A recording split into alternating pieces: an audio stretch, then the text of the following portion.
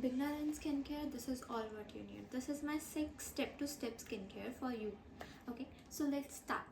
So firstly, I use this cleanser from Dot and Key. It's in the milky texture. Okay, it is for the dry skin because I have a very dry skin in winters, so it is very helpful for me. Okay, so secondly, I use this toner and it is also from Dot and Key and it is a very light texture. Okay,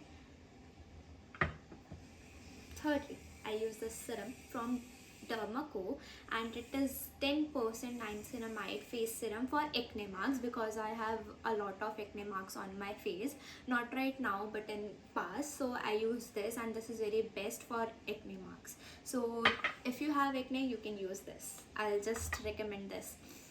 And fourth step, the moisturizer from Dot and Key.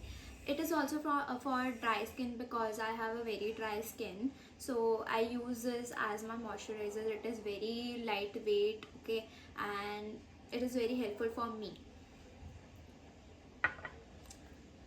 Fifth, and very useful and very helpful, this is my, I guess, fifth or sixth purchase of the sunscreen, and this is from Dermatouch, the multivitamin SPF 50 PA+++.